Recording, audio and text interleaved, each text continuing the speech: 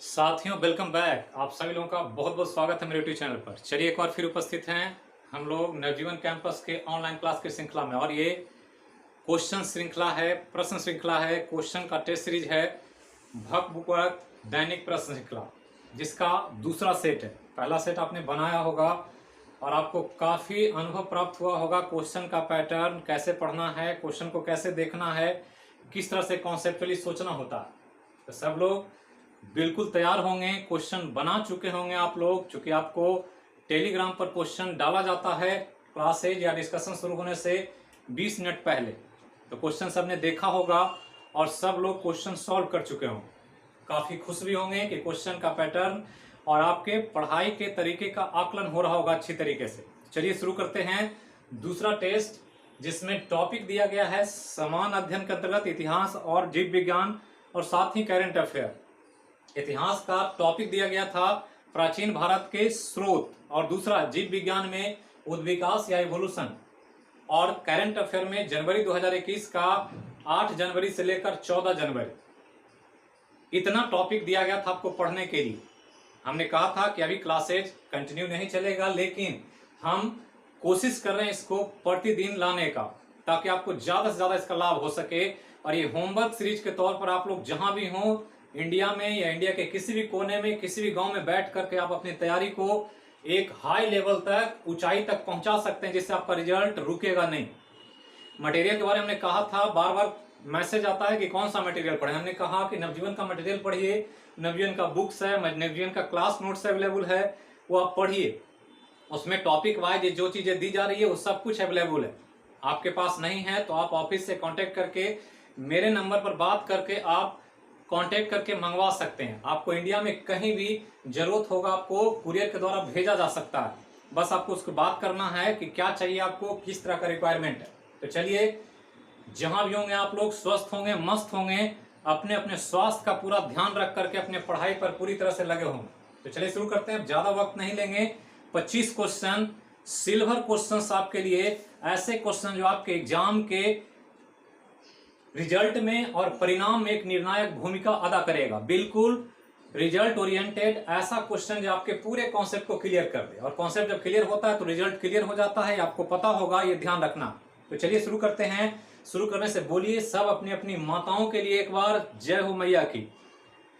तो पहला दूसरा सेट का ऑप्शन हम बोलेंगे, ध्यान से सुनना है। टेलीग्राम पर क्वेश्चन अवेलेबल है, उसको बनाए होंगे, और जो अभी जुड़े हैं तत्काल या जल्दी अभी तुरंत जुड़े हैं, वो क्वेश्चंस को टेलीग्राम पर जाकर देखें। जब भी क्वेश्चन बनाए तो क्वेश्चन को नोट्स करते चलें, ताकि डिस्कशन में आपको प्रॉब्लम ना हो। पहला क्वेश्चन है, ज्वालो उपनिषद में सर्वप्रथम वर्णित 4 आश्रम में गृहस्थ आश्रम है।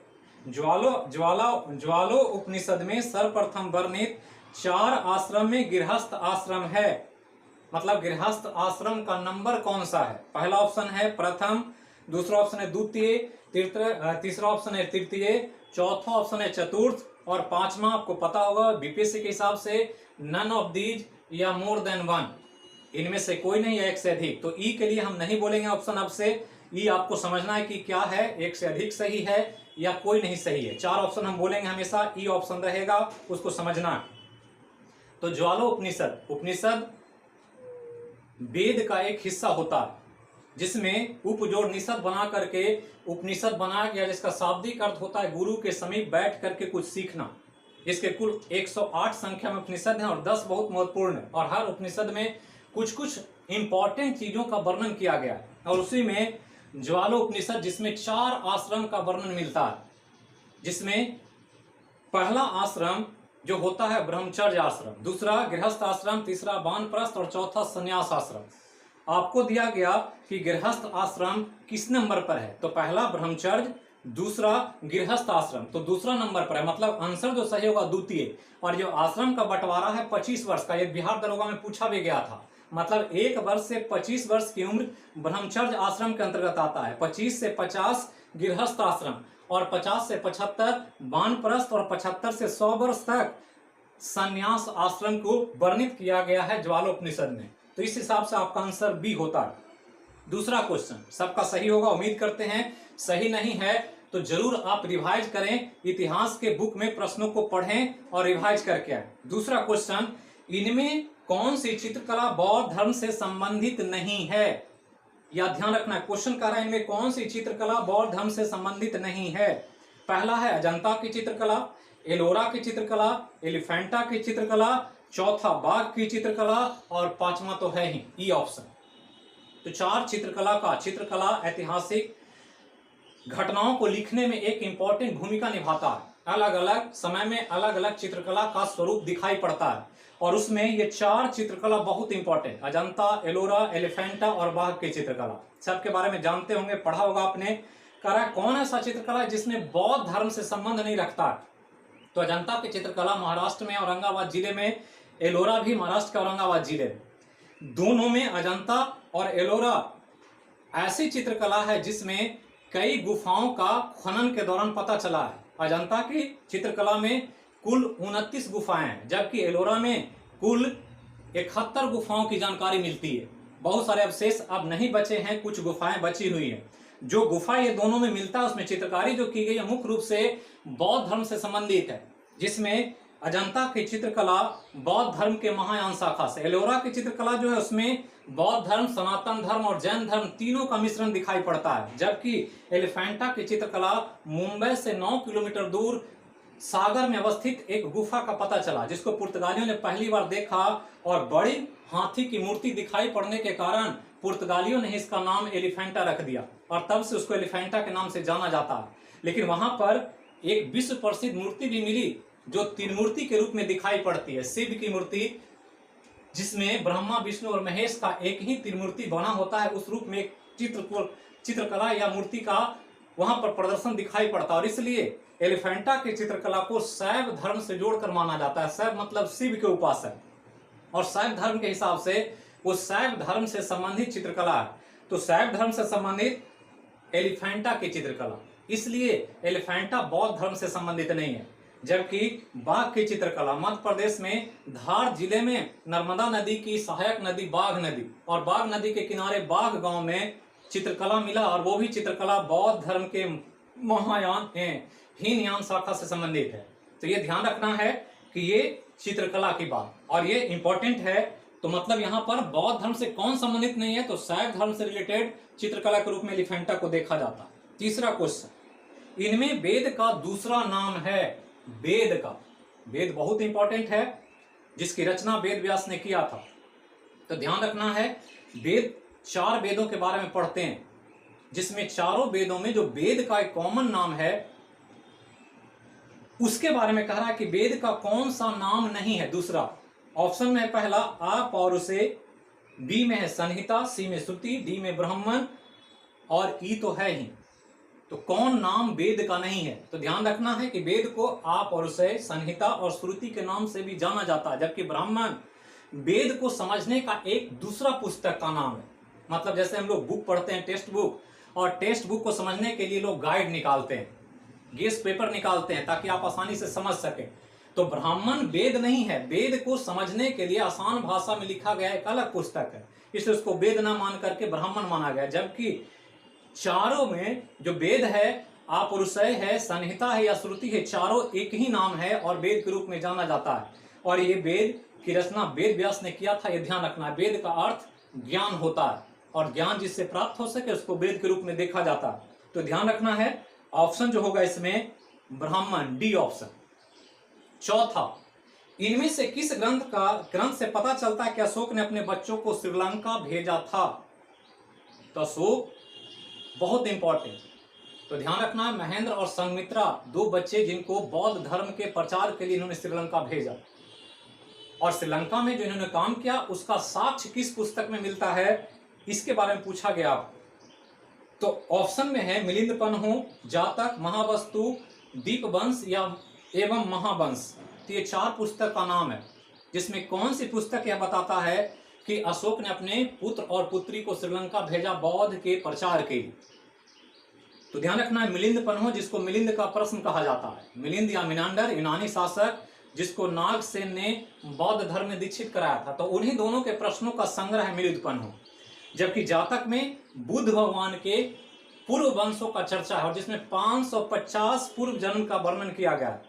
और आने वाले जो जन्म है बुद्ध का, एक अनुमान है कि फिर एक बार बुद्ध जन्म लेंगे और उस जन्म में उनका नाम मैत्रेय होगा। तो इन सब चीजों के वर्णन जातक में किया गया, तो ये भी सही नहीं है। सी है महावस्तु। महावस्तु एक ऐसा पुस्तक जिसमें मौर्य वंश से संबंधित सभी चीजों को वर्णन किया गया, तो ये भी सही नहीं है प्रश्न के हिसाब से। जबकि दीपवंश और महावंश एक ऐसा पुस्तक जिसमें इसकी रचना ही श्रीलंका के प्राचीन जो राजधानी थी अनुराधापुरम, और अनुराधापुरम में इसकी रचना की गई, लिखा गया और वहीं के बारे में वर्णन किया गया। और उसी पुस्तक में पता चलता है कि श्रीलंका में बौद्ध के प्रचार के लिए, उसके विस्तार के लिए अशोक ने अपने पुत्र और पुत्री को वहां भेजा था। तो आंसर जो होगा दीपवंश, महावंश। पांचवा, आयुर्वेद किस वेद का उपवेद है? तो हर वेद का उपवेद होता है और बहुत इंपॉर्टेंट एग्जाम में पूछता। तो 4 वेद हमने नाम लिया था, पहला ऋग्वेद, दूसरा सामवेद, तीसरा यजुर्वेद और चौथा अथर्ववेद। 4 वेद हैं और चारों वेद में कह रहा है कि किसका उपवेद? आयुर्वेद। आयुर्वेद बहुत चर्चा में है अभी, कोरोना काल में आयुर्वेद पर बहुत काम हो रहा है, आयुर्वेद पर बहुत सारी बातें हो रही है। आयुर्वेद को बढ़ावा देने पर पूरे वर्ल्ड में काम चल रहा है, आयुष मंत्रालय बना भारत सरकार। तो हो सकता है आयुर्वेद से आपसे सवाल पूछा जाए, तो ध्यान रखना। और आयुर्वेद जो है ऋग्वेद का उपवेद है, ये ध्यान रखना। मतलब वेद है एक्चुअली ऋग्वेद और उसका एक सब्स्टिट्यूट बुक के रूप में आयुर्वेद का लिखा गया, आयुर्वेद का वर्णन किया गया। जबकि सामवेद की बात करें तो सामवेद का उपवेद गंधर्व वेद होता है, यजुर्वेद का उपवेद धनुर्वेद होता है और अथर्ववेद का उपवेद शिल्प वेद होता है। तो चारों का एक एक उपवेद है और आयुर्वेद जो है वो ऋग्वेद के उपवेद के रूप में देखा जाता है। तो दोस्तों बिल्कुल तैयार रहें और इसी प्रकार से टॉपिक वाइज आप रिवीजन करते रहें। बिल्कुल आसान है, क्वेश्चन को समझना है। जब पढ़ें तो पूरा गहराई से पढ़ें, सुपरफिशियली मत पढ़ें, वन लाइनर नहीं पढ़ें, स्पीडी को नहीं पढ़ें और इंटरटेनमेंट पर ध्यान ना दें। ज्यादातर लोग इंटरटेनमेंट को ध्यान दे करके वीडियो देख रहे हैं, अपना टाइम व्यतीत कर रहे हैं, क्वेश्चन एग्जाम में नहीं बन पा रहा है। स्कोर जो है 80% करना है, क्योंकि 80% से नीचे में आप रिजल्ट होता नहीं। तो इस रूप में आपको पूरा गहराई से पकड़ चाहिए। जो पढ़ते हैं उसी में सार है। दही देते हैं तो दही में क्रीम और घी छुपा होता है, जब उसको मथते हैं तो मक्खन और घी बाहर आ जाता है। तो उस रूप में पढ़ें कि उसको मथिए। कोई भी विषय पढ़ते हैं तो उसका मथिए, इतना मथिए कि उसका निचोड़ बाहर आ जाए और फिर आपसे जो पूछा जाएगा आप आसानी से बना पाएंगे। तो चलिए आगे चलते हैं। अगला क्वेश्चन आपके सामने है, कह रहा है कि जैन धर्म ग्रंथ में मुख्यतः किस भाषा का प्रयोग हुआ? तो जैन धर्म ग्रंथ बहुत सारे लिखे गए, इसमें आगम है, अगुत्तर निकाय है, बहुत सारी चीजें हैं। तो ये जो है ये सब पुस्तक जो लिखा गया ये किस भाषा में, खासकर जैन धर्म का, जिसमें आपको ऑप्शन दिया गया संस्कृत, पाली, प्राकृत, अर्धमागधी और ई ऑप्शन है। ई मतलब इनमें से कोई नहीं है, एक से अधिक। तो चारों भाषा बहुत इंपॉर्टेंट है। ब्राह्मण धर्म ग्रंथ जितने भी लिखे गए संस्कृत भाषा में, बौद्ध धर्म ग्रंथ जो मुख्य रूप से लिखा गया सब पाली भाषा में, जबकि जैन धर्म ग्रंथ लिखा गया प्राकृत भाषा में या उसी का दूसरा नाम अर्धमागधी भी है। तो आंसर प्राकृत भी है और अर्धमागधी भी है। तो आंसर में 2 ऑप्शन सही होने की वजह से प्राकृत भी सही है, अर्धमागधी सही है, इसलिए इसका ऑप्शन आंसर चला जाएगा क्या? तो ई आंसर होगा। बीपीएससी में ऐसा सवाल आपको फंसा देगा, तो इस तरह के क्वेश्चन पर ध्यान रखना है। 7वां सवाल, मानव का प्राचीनतम पूर्वज कौन था? मानव का प्राचीनतम पूर्वज कौन था? मतलब मानव कहां से आया, सबसे पहला जो मानव का स्वरूप दिखाई पड़ता वो कौन था? तो ये हम लोग पढ़ते हैं बायोलॉजी में भी, एंथ्रोपोलॉजी में भी, हिस्ट्री में भी, सब जगह मिलता है। पढ़ते हैं कि बंदर से मानव बना है। पहले बंदर था, अब बंदर चेंज करते करते मानव हुआ। 4 पैर से खड़ा हो गया, 2 पांव पर आ गया और चलना शुरू किया, बॉडी सीधा हो गया, दिमाग आ गया, विवेक आ गया, तो कहते हैं कि ज्ञानी मानव हुआ, होमोसेपियंस हो गया। तो ये 4 जो मानवों का जो विस्तार है एक जानवर से मानव के रूप में, ये किस रूप में होता है, जिसमें पहला कौन है? ऑप्शन है ऑस्ट्रेलोपिथिकस, दूसरा है होमो इरेक्टस, तीसरा है क्रो मैग्नन मैन, चौथा है नियंदरथल मैन और 5वां नन या मोर देन 1। इनमें से कोई नहीं या एक से अधिक, कौन सही? तो ध्यान रखना है कि ऑस्ट्रेलोपिथिकस से शुरू होता है, जो उसका काल 30 लाख बीसी है। तो 30 लाख बीसी से 10,000 बीसी तक मानव का एक डेवलपमेंटल क्रम है। Australopithecus, Homo erectus, Cro Magnon man, Neanderthal man, कौन है इनमें से या इनमें से कोई नहीं? तो ध्यान रखना, ऑस्ट्रेलोपिथिकस शुरू होकर होमो सेपियंस तक गया है और तब होमो सेपियंस ज्ञानी मानव बन गया। तो ऑस्ट्रेलोपिथिकस पहला जिसका कार्यकाल माना जाता डेवलपमेंटल क्रम में साक्ष्य जो मिला वो 30 लाख बीसी, और ये पहला मानव था बंदर से मानव बनने की प्रक्रिया में। तो ध्यान रखना है, ऑस्ट्रेलोपिथिकस ही मानव का सबसे पुराना पूर्वज है। ऑस्ट्रेलोपिथिकस के बाद डेवलपमेंट होता है और तब बनता है ऑस्ट्रेलोपिथिकस से होमो इरेक्टस, मतलब इरेक्ट हो गया, खड़ा हो गया। इरेक्ट मतलब ही खड़ा होना होता, मतलब 4 पांव छोड़ करके 2 पांव पर आ गया। तो जो 2 पांव पर चलना शुरू किया उसी को हम होमो इरेक्टस कहते हैं। होमो इरेक्टस के बाद निएंडरथल मैन, जिसका कार्यकाल 40,000 से 10,000 बीसी। निएंडरथल मैन के बाद क्रो मैग्नन मैन, और क्रो मैग्नन मैन के बाद फिर होमो सेपियंस। तो होमो सेपियंस जो आज का मानव है वो है, जिसका कार्यकाल 40,000 से 10,000 बीसी। 10,000 बीसी पहले मध्य एशिया में ज्ञानी मानव का विकास हुआ। तो ये ध्यान रखना है कि सबसे प्राचीन पूछेगा तो आपको नाम लेना है ऑस्ट्रेलोपिथिकस का। सबसे पहले पूछेगा तो ऑस्ट्रेलोपिथिकस का, ये सबसे पुराना है।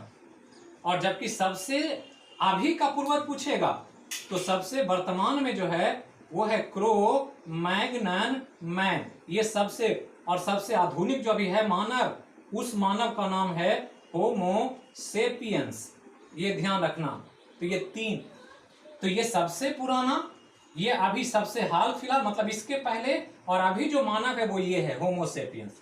ये 30 लाख बीसी, ये पहले की बात है जब मानव बंदर से मानव बना। और यहां पर मानव जो बन गया ज्ञानी मानव, इसका कार्यकाल 10,000 बीसी माना जाता है। तो ये सबसे नया है और ये सबसे पुराना है। तो सबसे प्राचीन पूर्वज का नाम पूछ रहा है, तो आंसर जो होगा ए, ऑस्ट्रेलोपिथिकस। 8वां सवाल कह रहा है, ज्ञानी मानव का उदय किस काल में हुआ? पहला ऑप्शन पूरा पाषाण काल, मध्य पाषाण काल, नव पाषाण काल या उच्च पूरा पाषाण काल। तो पाषाण काल का जो कार्यकाल है उसका कार्यकाल 30 लाख बीसी से लेकर 10,000 बीसी के बीच है। 30 लाख बीसी से लेकर 10,000 बीसी के बीच पूरा पाषाण काल, और इसी समय ज्ञानी मानव का विकास होता है। और पूरा पाषाण काल के उत्तरार्ध में, मतलब अंत जब हो रहा था, मतलब 10,000 बीसी के आसपास आकर के क्रो मैग्नन मैन होमो सेपियंस बन गया। क्रो मैग्नन मैन यहां से बन गया होमो सेपियंस का 10,000 बीसी में। ये है पूरा पाषाण काल का कार्यकाल, जहां यहां जो चला 30 लाख बीसी, ये सबसे पहले सबसे पुराना है पूरा पाषाण काल। ये मध्य पाषाण काल और ये उच्च पाषाण काल। तो उच्च पाषाण काल में होमो सेपियंस बना, और उच्च पाषाण काल के बारे में पूछ रहा। तो पूरा पाषाण काल टोटल है और उसमें जो पूछ रहा है वो उच्च पाषाण काल। तो ऑप्शन जो है पूरा पाषाण काल भी सही है और उच्च पूरा पाषाण काल भी सही है। तो ए और डी आंसर सही होने के कारण आंसर जो होगा इसका ई ऑप्शन होगा। तो बीपीएससी जैसे एग्जाम में ऐसे सवाल आपसे पूछे जाएंगे, या तो अगर उच्च पाषाण काल नहीं आंसर होता तो पूरा पाषाण काल होता सिर्फ, लेकिन दोनों ऑप्शन दे दिया तो आंसर आपका ई चला जाए। तो यही था इतिहास का ऐतिहासिक स्रोत और पाषाण काल से संबंधित कुछ महत्वपूर्ण प्रश्न। तो ये टॉपिक आपने पढ़ा होगा अच्छे से, बुक को रिवाइज कीजिए। नवजीवन कैंपस का, इवन की बीपीएससी का इतिहास का कुछ नोट्स भी अवेलेबल है, जो क्लास में पढ़ाया जाता है वो उपलब्ध होता, उसको कहीं से उपलब्ध कराएं और उसको पढ़ें और रिवीजन करें। एक ही बुक को 10 बार, 20 बार, 25 बार पढ़ें। जब ज्यादा पढ़ेंगे एक ही बुक को, आपका पूरा विषय पर पकड़ हो जाएगा अच्छे से, फिर कोई भी क्वेश्चन गलत नहीं होगा, चाहे वो बीपीएससी में कितना भी कठिन करके पूछे। अब चलते हैं, साइंस का टॉपिक है उद्विकास या इवोल्यूशन। बहुत इंपॉर्टेंट, एक सवाल तो रहता ही रहता है किसी भी एग्जाम में बैठेंगे। और इसी रूप में हमने 9 क्वेश्चन आपके लिए सेट किया इस टॉपिक से। पहला है कि वर्टिब्रेट शब्द का पहली बार प्रयोग किसने किया था? बहुत इंपॉर्टेंट, अभी दरोगा में पूछा गया था, अभी रेलवे एनटीपीसी में पूछा गया है, पहले बीपीएससी में पूछा गया। तो इसको ध्यान रखना जो पूछा गया, और ऐसे ही सवाल बार बार पूछेंगे। एक वर्ड है ये वर्टिब्रेट, इसके बारे में पूछ रहा। और वर्टिब्रेट जो शब्द है, इस शब्द का डेवलपमेंट वर्टिब्री से हुआ है। और वर्टिब्री का मतलब रीढ़ की हड्डी होता है, मतलब वैसे प्राणी जिसके शरीर में रीढ़ की हड्डी होती है वो वर्टिब्रेट है। जैसे मानव एक वर्टिब्रेट है, इसमें रीढ़ की हड्डी है, लेकिन केंचुआ जो होता है उसमें रीढ़ की हड्डी नहीं होती। उसमें तो हड्डी है ही नहीं, तो उसको कहते हैं इनवर्टिब्रेट। तो वर्टिब्रेट जो वर्ड आया कि इस शब्द से हम ऐसे प्राणियों को डिनोट करेंगे, किसने दिया पहली बार? ऑप्शन है अरस्तु ने दिया, डार्विन ने दिया, लेमार्क ने दिया, हुक ने दिया। किसने कहा पहली बार इसको? बार बार पूछता एग्जाम।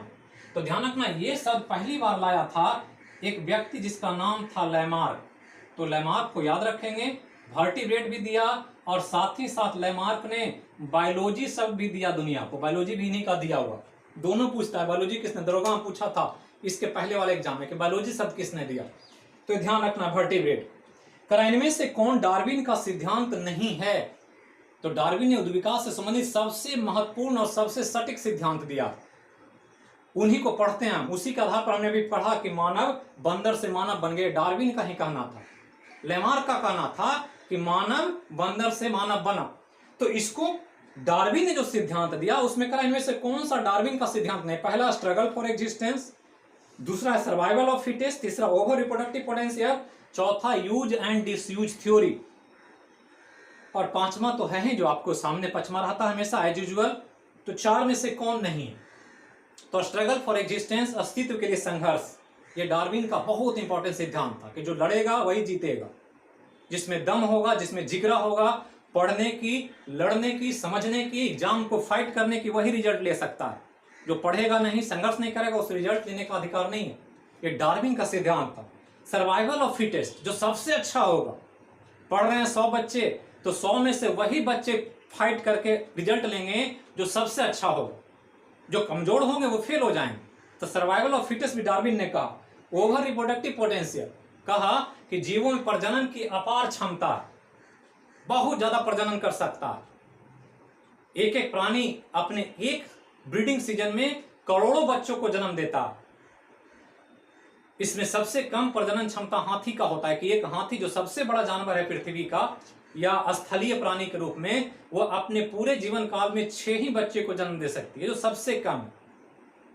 तो इस रूप में डार्विन ने कहा कि जीवों में प्रजनन की अपार क्षमता। तो तीनों डार्विन का कथन है कि struggle for existence, survival of fittest और ओवर रिप्रोडक्टिव पोटेंशियल, जबकि use and disuse theory Lamarck का कथन है। मतलब जिसको हम यूज करते हैं वो विकसित होता है, जिसको छोड़ देते हैं वो खराब होकर के, कमजोर होकर के गायब हो जाता है। जैसे मानव का पूंछ गायब हो गया, पूंछ का इस्तेमाल बंद किया, जब खड़ा हो गया तो पूंछ धीरे धीरे हमारे बॉडी से गायब हो गया। तो इसको लेमार्क ने समझाया।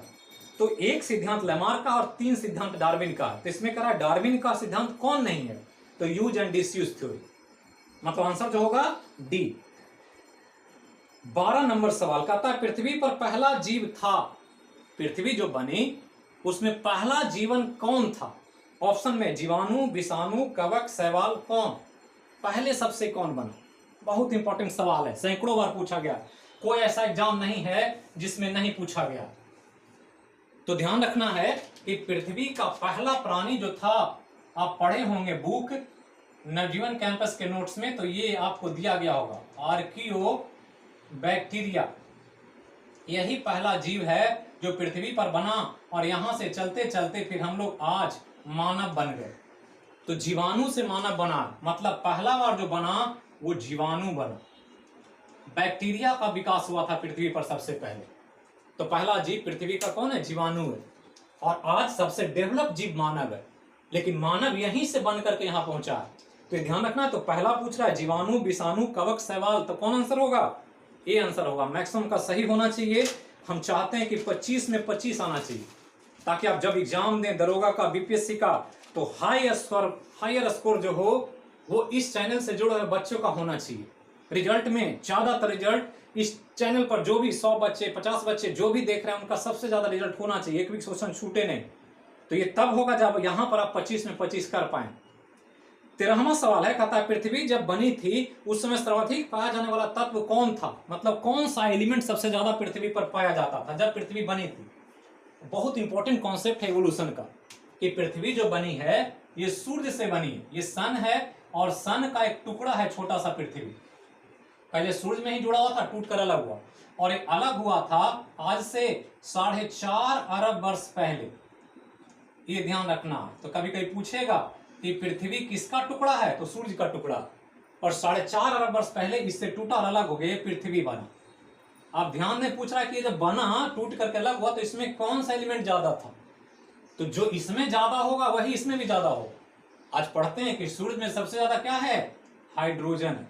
कितना, तो हाइड्रोजन सूरज में 71% है। आज भी पूछता है एग्जाम कि सूरज जो है उसमें सबसे ज्यादा कौन है, तो हाइड्रोजन है। तो 71% हाइड्रोजन, तो इससे टूटेगा तो इसमें भी क्या होगा, ज्यादा हाइड्रोजन ही होगा। क्योंकि लोहा को तोड़ेंगे तो लोहा लोहा ही रहेगा। इससे टूटा है तो जब बना था उस समय इसमें भी वही चीज था जो सूर्य में था। तो कौन होगा, ऑक्सीजन, हाइड्रोजन, नाइट्रोजन, कार्बन, कौन, तो हाइड्रोजन। जब पृथ्वी बनी थी तो सबसे ज्यादा पृथ्वी पर हाइड्रोजन ही था। यह ध्यान रखना। 14 नंबर के बिच्छू के डंक और मधुमक्खी के डंक हैं। तो बिच्छू का डंक और मधुमक्खी का डंक बहुत इंपॉर्टेंट, कई बार सवाल पूछा गया। डंक समझते हैं, स्टिंग। स्टिंग मतलब डंक होता है। और डंक क्या करता है, तो डंक से शत्रु को डसता है। बिच्छू के पास जाएंगे डंक मारती है, मधुमक्खी के पास जाएंगे डंक मारती है। तो डंक वो शत्रुओं से बचने का तरीका है कि उसको लगता है कि हमको नुकसान न पहुंचा दे, इसलिए वो हमला करती है। तो उस डंक के बारे में पूछ रहा कि डंक दो तरह का है, एक बिच्छू का डंक है और दूसरा डंक जो है वो मधुमक्खी का है। ये दोनों अंग हैं जिससे द्वारा शत्रुओं को नुकसान पहुंचाया जाता है। तो ये दोनों का डंक कौन सा अंग है, हम लोग इवोल्यूशन में पढ़ते हैं बहुत तरह का। ऑप्शन है समजात अंग, समरूप अंग, अवशेषी अंग या विषैले अंग। कौन अंग, या ई ऑप्शन है, कौन होगा, तो आंसर होगा इसका डंक जो है बिच्छू और मधुमक्खी का, ये एक नाम है जिसको समरूप अंग कहते हैं। अंग्रेजी में एनालोगस ऑर्गन। पढ़े होंगे, बुक में सब कुछ दिया हुआ है और ये ध्यान रखना है, सब पूछेगा एग्जाम। तो एनालोगस ऑर्गन है। और समरूप अंग होता क्या है, तो वैसे अंग जिसका उत्पत्ति डिफरेंट रूप में हो लेकिन काम एक जैसा करता हो, एक ही तरह का। जैसे दो बच्चा, फैमिली, दो फैमिली का बच्चा हो, एक अमीर घर का है, गरीब घर का। तो बचपन में देखेंगे तो आप पता लग जाएगा कि ये अमीर का बेटा है और ये गरीब का बेटा है। गांव में ऐसे ही चर्चा होता है, फलना बाबू का है, और कभी कभी कहता है कि मजदूर का बेटा है, दीनहीन है। लेकिन वही दोनों बच्चा, जन्म अलग अलग है, दोनों का रहन सहन अलग है, लेकिन पढ़ करके दोनों डीएसपी बन जाए तो दोनों वर्दी समान पहन लेगा, दोनों के कंधे पर 3-3 स्टार लग जाएगा, और जब फिर दोनों वापस घर पर आएगा गांव पर, तो फिर आप पहचान नहीं पाएंगे। फिर कहेंगे कि अब दोनों अमीर गरीब नहीं है, दोनों डीएसपी है। तो जन्म अलग अलग हुआ, जीवन शैली अलग था, लेकिन काम दोनों का समान होगा, दोनों डीएसपी बनेंगे। तो ऐसा जीवों में अंग होता है कि बिच्छू का डंक अलग दिखता है, मधुमक्खी का डंक अलग दिखता है, लेकिन दोनों का काम एक ही है, शत्रु को नुकसान पहुंचाओ। तो ऐसा अंग होगा तो कहेंगे क्या है, समरूप अंग है, समान रूप है काम की वजह से। इंटरनली समान नहीं है लेकिन काम की वजह से दोनों समान हो गया। तो ऐसे अंगों को समरूप अंग कहते हैं। समझात अंग भी पढ़ना होता है, अवशेषी अंग भी पढ़ना होता है। जो टॉपिक चलेगा या वीडियो में अवेलेबल है, यूट्यूब पर आप जुड़े हैं तो आप देखिए, एवोल्यूशन पूरा चैप्टर डाला हुआ है, आप देखेंगे सब कुछ समझ में आएगा। आगे चलते हैं 15 नंबर सवाल। स्तनधारी के स्तनधारी में मानव के अंतर्गत कौन सा दांत एक अवशेषी अंग है। स्तनधारी में जो मानव है उसमें कौन सा दांत अवशेषी अंग, वेस्टिजियल ऑर्गन। तो दांत कितने प्रकार का मानव में, 4 प्रकार का। पढ़ते हैं हम लोग, इंसीजर, केनाइन, प्रीमोलर और मोलर, यही 4 प्रकार के दांत है मानव में। स्माइल करते हैं तो कौन दांत दिखता है, सब लोग हंस रहे हैं, कौन सा दांत दिखता है, पूछ दे बीपीएससी में, पूछता है ऐसा सवाल कि जब आदमी मुस्कुराता है तो कौन सा दांत दिखता है, तो आंसर होगा इंसीजर दिखता है। ये ध्यान रखना। कह देगा कि बाघ का सबसे बड़ा वाला दांत कौन होता है, सबसे बड़ा बाघ दांत, तो केनाइन होता है, क्योंकि ये मांसाहारी का दांत है, चीर फाड़ करता है। ये दोनों चबाने का काम है, पीसने का, ये जाता है, मील है, जैसे मील में गेहूं को पीस कर आटा बनाता है, ऐसे ये दोनों का काम है पीसना। और मानव में ये जो दांत है ये वेस्टिजियल है, ये अब अवशेषी अंग है, अब ये जरूरत नहीं है इसकी, इसीलिए टोटल दांत मिलाकर 32 होता है, लेकिन अभी बहुत सारे लोगों में 28 ही दांत होता है, 4 दांत नहीं निकलता है, वो जीवन भर 28 ही रह जाता है। क्यों, क्योंकि अब इसकी जरूरत नहीं है। तो मोलर में सब मोलर वेस्टिजियल नहीं है, खाली लास्ट मोलर जिसका नाम है विजडम टीथ, अकल का दांत। तो ये ध्यान रखना, अकल का दांत मतलब वैसा दांत जो अकल आने पर आता है, जिसमें 28 आ गया तो समझना अकल नहीं है, बहुत लोगों में 28 ही रहता है। और 32 वाला दांत जो होगा उसी में वेस्टिजियल ऑर्गन होगा। तो ध्यान रखना है लास्ट मोलर, जो अंत में सबसे अंदर में रहता है दांत, नीचे के जबड़े में भी ऊपर के जबड़े में भी। तो ध्यान रखना है, तो आंसर क्या होगा? मोलर। मोलर वाला दांत जो होता है वो वेस्टिजियल होता है, लास्ट मोलर। बीपीएससी में पूछा गया सवाल अगला आपके लिए, ऑरिजिन ऑफ स्पेसीज पुस्तक किसने लिखा? पूछा था 65वीं बीपीएससी में, ध्यान रखना है, पूछेगा ऐसा सवाल। करा ऑरिजिन ऑफ स्पेसीज पुस्तक किसने लिखा? लैमार्क ने, डार्विन ने, ह्यूगो डिवेस ने, पाश्चर ने, या ई ऑप्शन क्या है? तो लैमार्क ने पुस्तक लिखा था फिलोसफिक जूलॉजी, ये नहीं है यहाँ पर। ऑरिजिन ऑफ स्पेसीज डार्विन ने लिखा, ये ध्यान रखना है। डार्विन की लिखी पुस्तक ऑरिजिन ऑफ स्पेसीज, ये origin of species by natural selection, ये बहुत इंपॉर्टेंट पुस्तक, सैकड़ों बार पूछा गया एग्जाम। ये 24 अक्टूबर 1859 को रिलीज हुआ था, पब्लिश हुआ था, और उसी दिन ये पुस्तक वर्ल्ड मार्केट में पूरा सेल आउट हो गया था एक ही दिन में। और इसीलिए लोग इस पुस्तक को हमेशा याद करते हैं और एग्जाम में बार बार पूछा जाता है। और इसी पुस्तक में विकास से संबंधित तथ्यों को समझाया था किसने? डार्विन ने। तो आंसर क्या होगा? B, Darwin.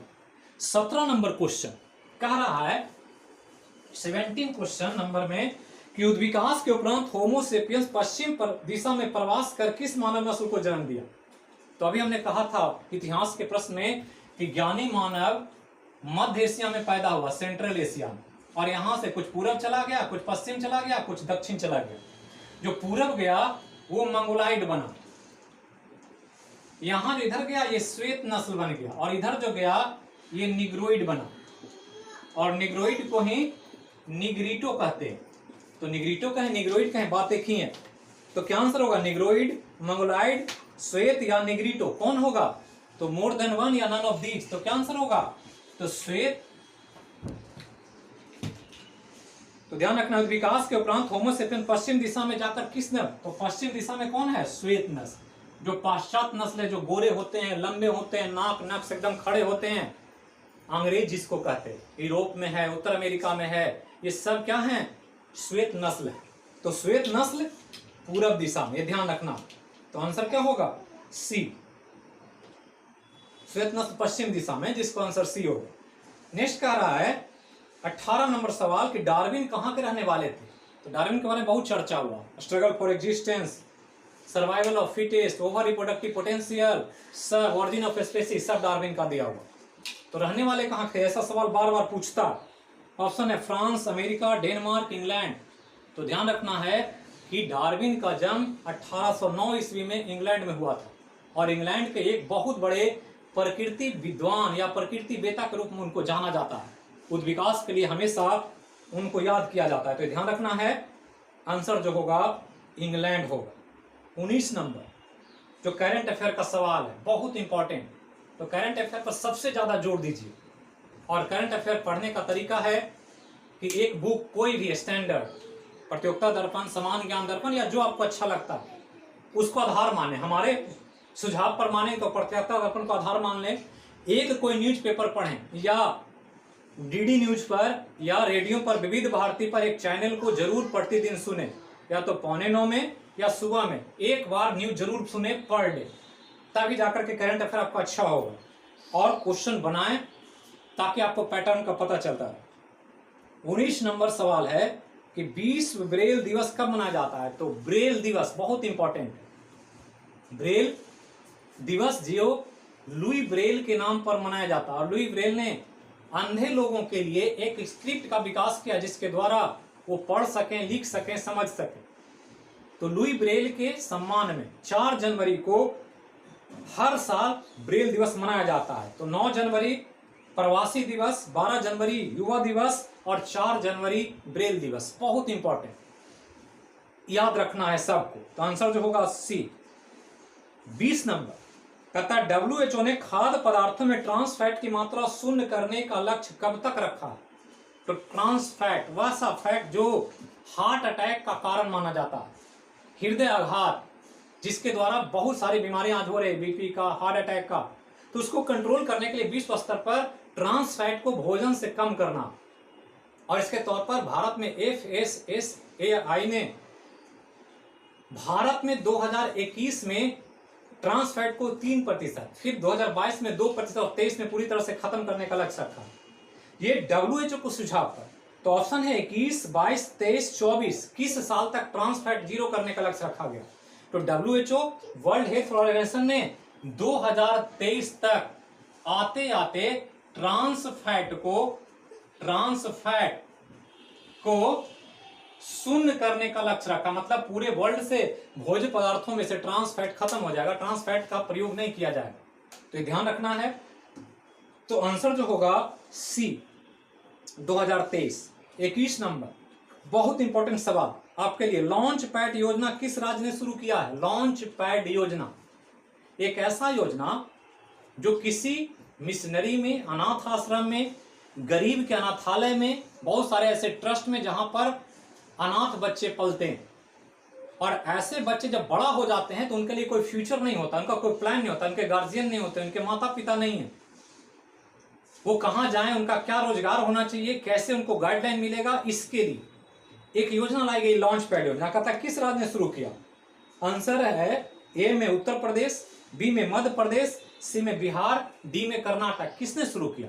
तो पहला तो ध्यान रखना है, लॉन्च पैड योजना अनाथ आश्रम में पलने वाले बच्चों जब बड़े हो जाएं तो उनको एक रोजगार का प्लेटफॉर्म मिल सके, रोजगार उपलब्ध हो सके, इसके लिए लॉन्च पैड योजना शुरू किया गया।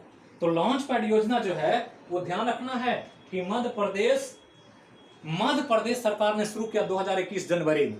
तो लॉन्च पैड योजना अनाथ बच्चों के बड़ा होने पर रोजगार उपलब्ध कराने के लिए एक बड़ा प्लेटफॉर्म है। तो ध्यान रखना है। सेल की पहली महिला चेयरमैन कौन बनी?